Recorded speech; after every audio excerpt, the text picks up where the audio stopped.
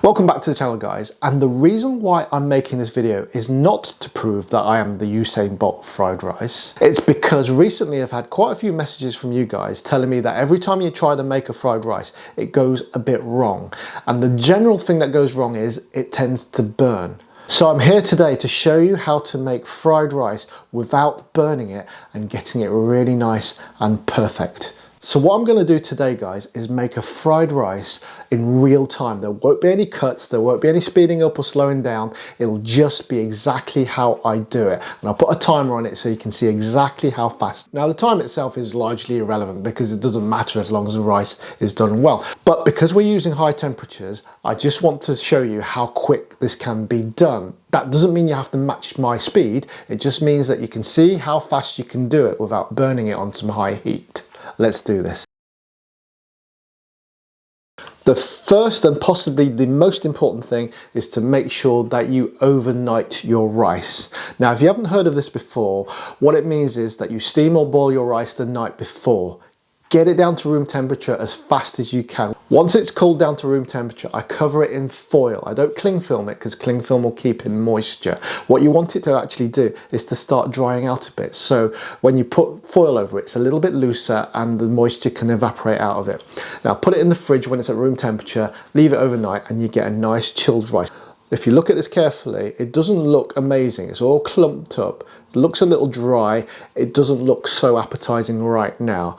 This is where you have to have a little faith. And the next big tip is to have all your other ingredients already sort of portioned out and ready to go and within easy reach, so you can just throw it into the wok at the appropriate time. So I've got my salt and pepper in this ramekin.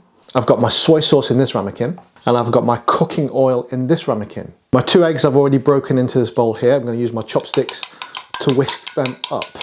Again, what you don't want to be doing is faffing about trying to break and whisk a couple of eggs as we're frying the rice.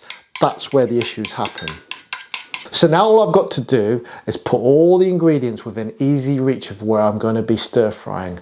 And now we're ready to wok and roll. Let's get it.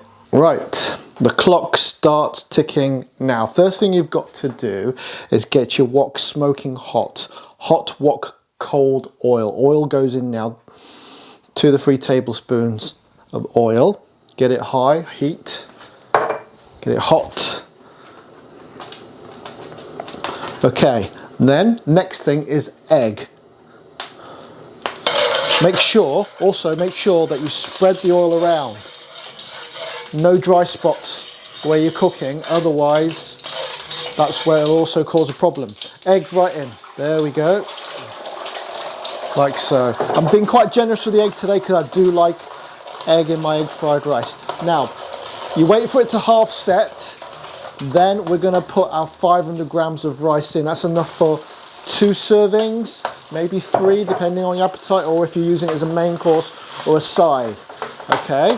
And now what we can do is, using my trusty Chinese ladle, is to start to squish the rice a little bit and then work the egg into the rice. Now, if you're on gas, you can flick it out like me.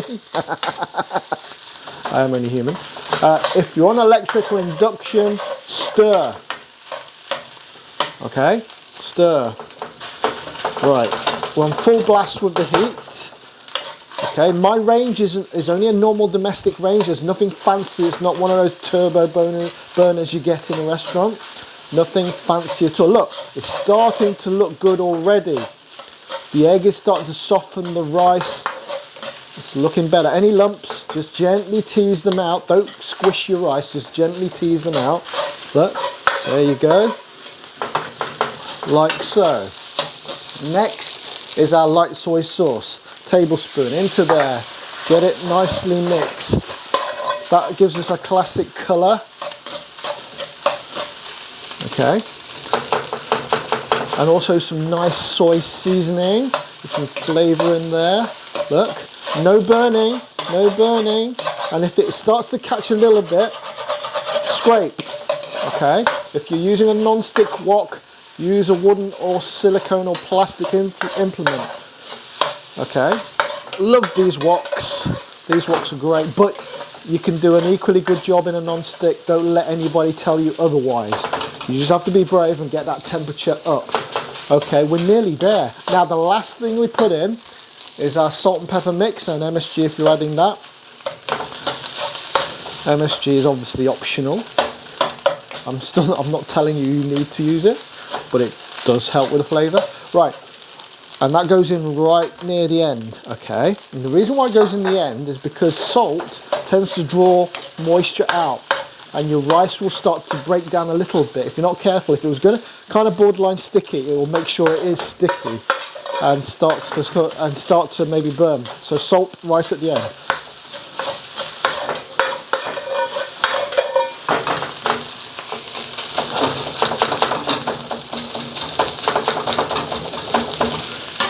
And stop. And that's it. That is it, guys. All right, I didn't put a timer on separately. I'm going to run through the video and see how long it took. Okay, and then I'll tell you. I'll come back to you in a second.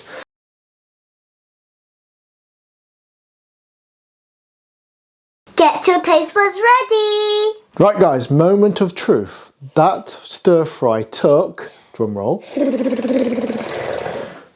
3 minutes and 25 seconds, which I think you'll agree is fast for any kind of cooking. But the point of this exercise is not the speed. What I'm trying to show is that even with the speed, it can be done without burning, without spoiling the rice, and we have a very, very nice dish to eat. Now, Kobe is here to taste test to make sure Daddy did not screw up.